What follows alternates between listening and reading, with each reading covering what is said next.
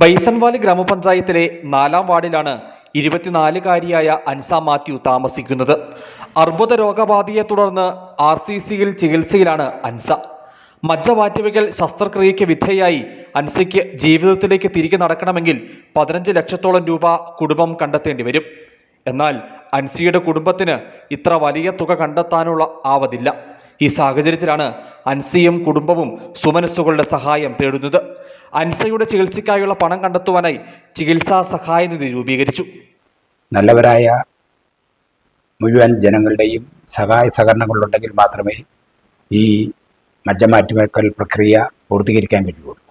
അതുകൊണ്ട് സന്മനസ്സുള്ള മുഴുവൻ ആളുകളും അവരുടെ പരമാവധി കഴിവ് ഉപയോഗിച്ചുകൊണ്ട് അത് മീഡിയകളിലും വാട്സപ്പിലും എല്ലാം കൊടുത്തിട്ടുണ്ട്.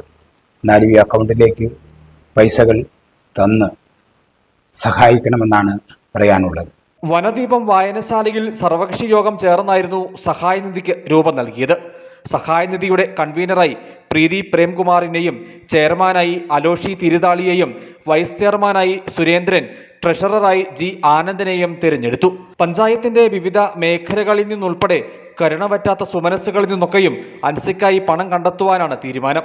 സുമനസ്സുകൾക്ക് ഫെഡറൽ ബാങ്കിന്റെ കുഞ്ചിത്തണ്ണി ബ്രാഞ്ചിലുള്ള 11-800-00-218692 എന്ന രതീഷ് TM, രാജമ്മ രാധാകൃഷ്ണൻ എന്നിവരുടെ പേരിലുള്ള ബാങ്ക് അക്കൗണ്ടിൽ പണം നിക്ഷേപിക്കാവുന്നതാണ്. News bureau, Adimali.